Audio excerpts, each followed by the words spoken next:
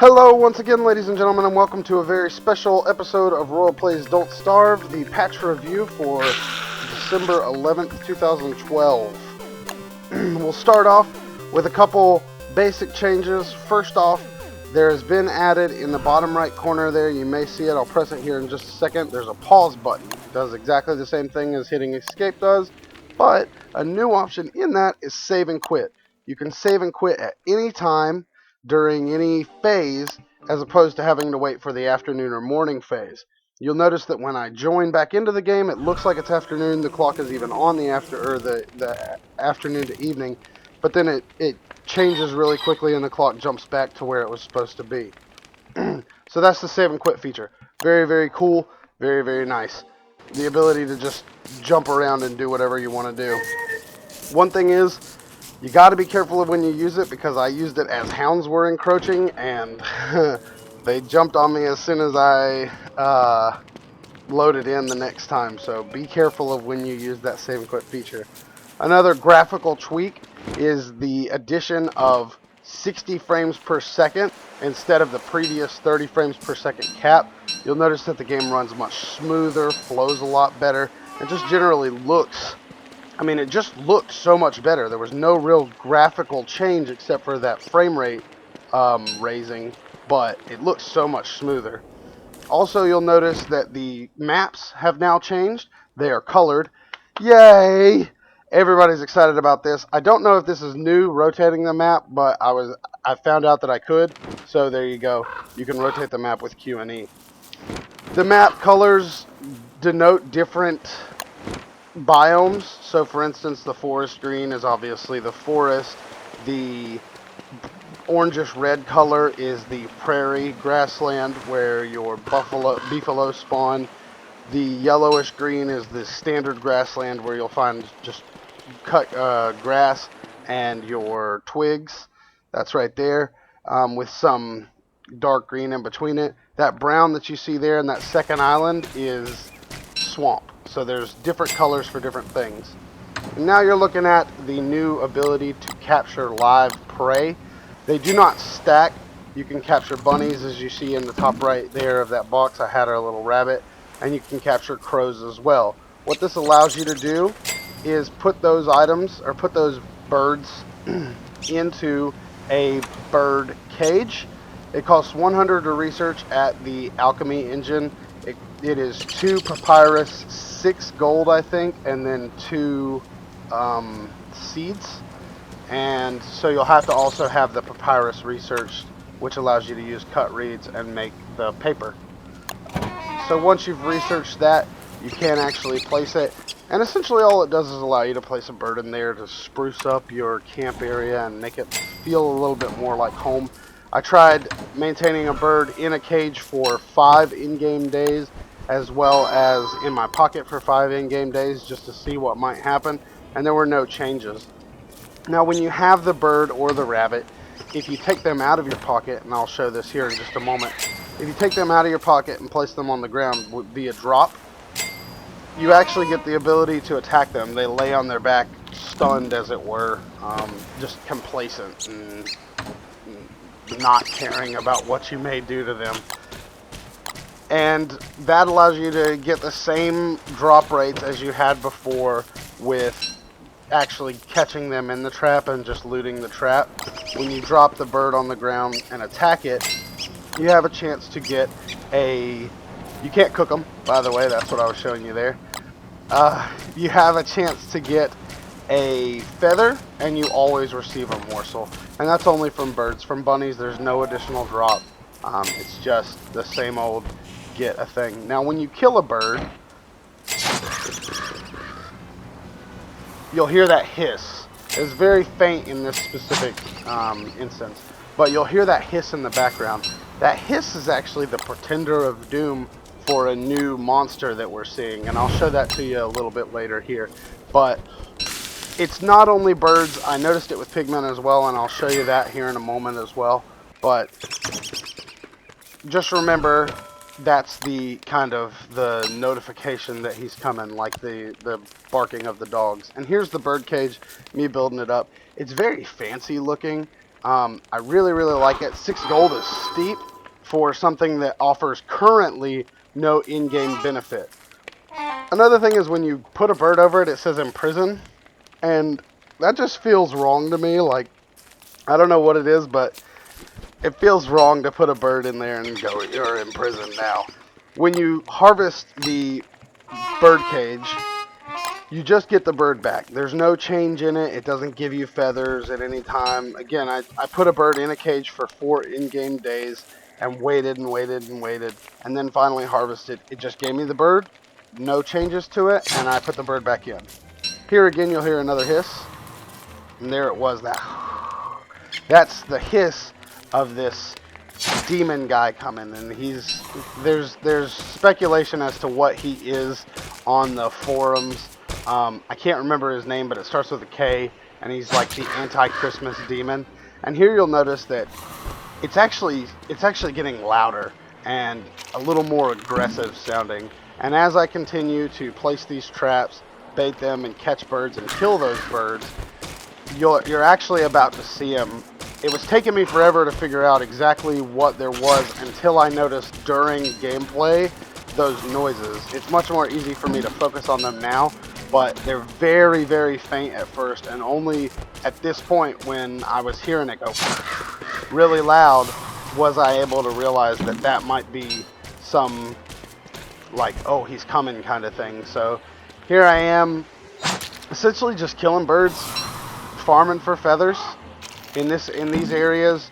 The quarry or the land bridges, those are actually the ones where you find the most, like, crows are the only birds that you get. So I was stocking up on crow feathers for my blowgun darts, and I think it's the next couple that I kill because I've got like 3 in my bag there. And you'll also notice down on the bottom my 2 eggs. We'll talk about that here in a moment. I know everybody's excited to see these guys, but here he comes. You hear him. And there he is with his big old bag. Now, I didn't get a lot of a chance to see exactly what he does. In the trailer for the patch, we see him attacking a chest and breaking it. I had that happen with no mobs during the game. So, but he does have the bag. It does look like when he swoops that bag over a broken chest, he can steal things. But killing him without him having done that generates 2 charcoal and 1 monster meat. So he's kind of, and there you go. There's the, I'm killing pigs here to show you the hissing happens after I kill them, and I think I kill another one here in just a second. Also an ineffective sleeping dart against that pig, but there it was. You hear the hiss as I kill the pig, indicating that most mobs being killed, most passive mobs at least that I've noticed being killed, generates that hiss and builds up some kind of meter for him that eventually, and here I am about to die at 3 health just by playing with pigs like an idiot.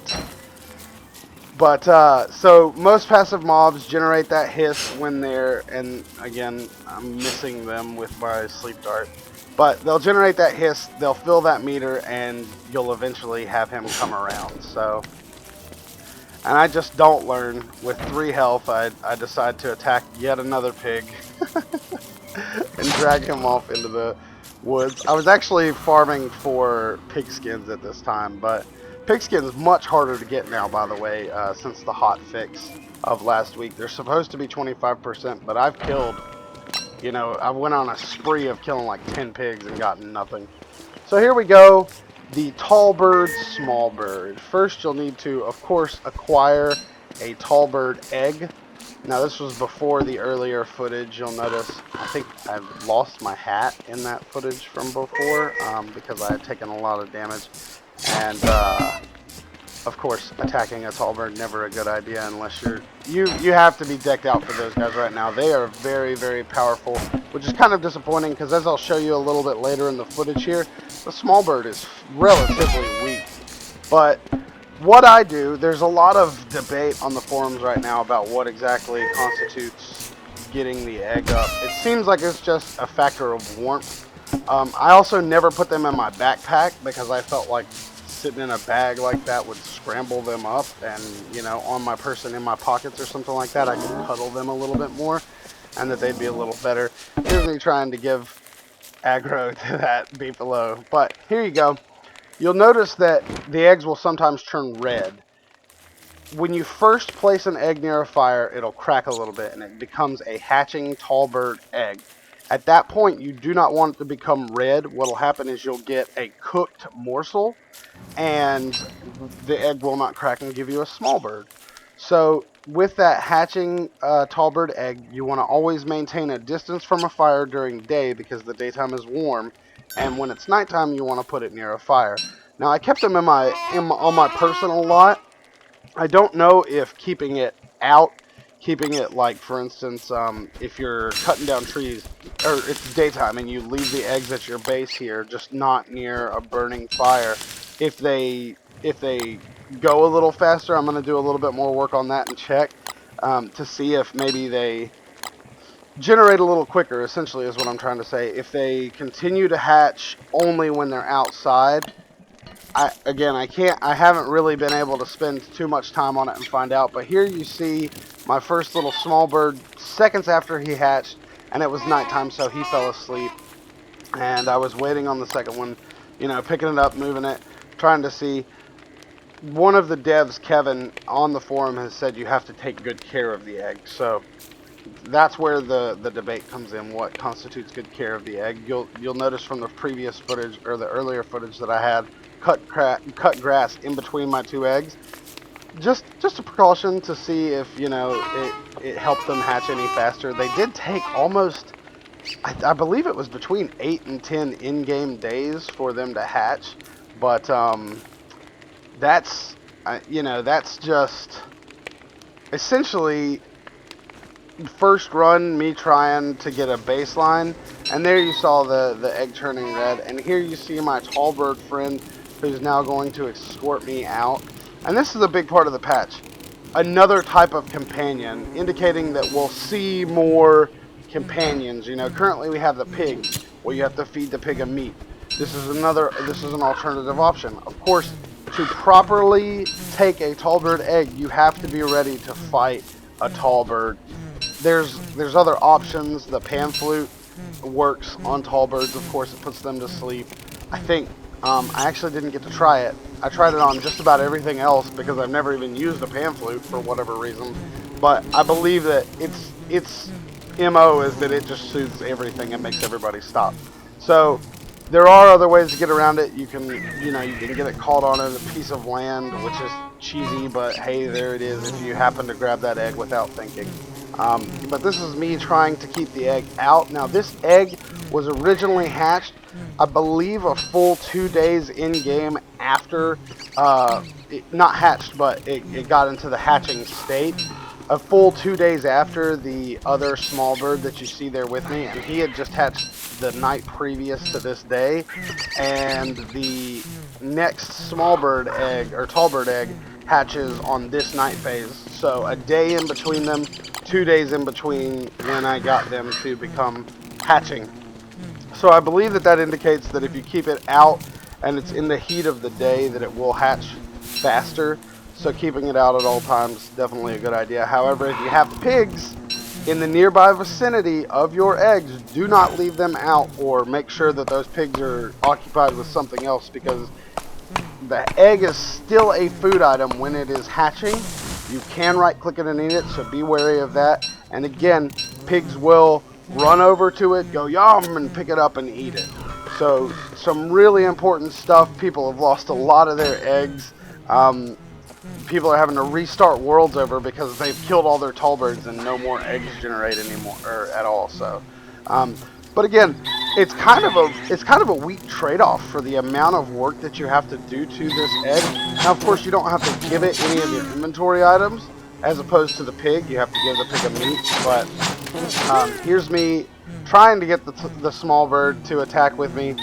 He does his little chirp, very much like the tall bird does, but he's very slow to get into battle. So here in a moment, I actually use the control option, which forces you to attack an enemy or a mob, and then pull myself away, but it keeps the bird targeted. And here I also try to give him a hat or any of the other items in my inventory that I may be able to give him. You can't even feed him. Like I tried to feed my tall bird to see if I could maybe grow him up into or a small bird, to see if I could grow him up into a tall bird who was loyal to me, and that actually didn't work either. So it's a little, currently it's a very minuscule trade-off to the like I said 8 to 10 in-game days that you have to spend, you know, carrying this thing around. Of course, you could probably put them in the chest during the day phase if you don't want to leave them out, if you're worried for them or anything like that. And they'll probably work just fine. Of course, I can't say that 100% because I didn't try it again. I was gaining a baseline on these two. And there you go. I control clicked a bird and a rabbit. One hit mobs with just about any weapon, and they actually continued to run. The tall bird actually missed the first time, much like the small bird missed the first time on that rabbit. Much like the tall bird will you when you're running away, he'll wind up and then peck. The rabbit actually just so happened to hop out of his range while he was winding up, and it caused him to miss. So they're not really helpful at this phase. I don't know if maybe they'll get more helpful at a later phase when they, you know, another update allows them to grow up into a loyal tall bird. I would love, love, love to see them be able to grow up into a tall bird who is loyal to you as a companion pet like the pig, and also potentially mountable. That would be really, really cool to see, but it's all speculation at this point. These guys play it really close to the vest and love speculation. They feed off of it in the forums. You know, some of the ideas actually make it into the game, and they won't even tell you, like, was it us speculating that got it into the game or what? Here's another thing. This is a killer bee. It's, I believe, a new mob. I hadn't seen it before. It comes out of the hive when you attack the hive now. As opposed to the regular bee, they're far more aggressive, do a lot more damage. And if you capture it, and here come killer bees coming from my own bee box to attack me actually, and there's the pamphlet to show also that I put to sleep that bird over there and my own small bird, and he wakes up here shortly. But what I want to tell you about the killer bees is you can put them in your inventory just like the regular bees now by using the net to catch them. What that means is there could be an additional thing that uses them as an ingredient. I checked everything currently. It's all still just bees. But what I was trying to do there with the beefalo was see if the killer bee would just attack me or attack the beefalo. He did immediately just attack me. However, when I placed him in my chest, I got a really good idea. And that is, if you keep him in a chest and the red guy comes and attacks your base and breaks open a chest, he may actually act as a sort of self-defense or a defense system and attack the red guy. Again, I don't know his name. He reminds me of the pantsless guy on Cow and Chicken from when I was younger. But anyways, so he may actually act as a sort of defense system and protect your crates or your chests by attacking the red guy. So I don't know for sure, but there is my second tall bird cracking, and like I said, a full day before it should have hatched, given my speculations on the time and everything like that. So that's pretty much it for this patch, unless there's something else that I missed. But the killer bees were something that I hadn't seen anybody talking about, so a really cool little find there. And that's it for this episode of Royal Plays Don't Starve patch review for December 11th, 2012. Hey, listen. Thanks for watching, guys. See you later.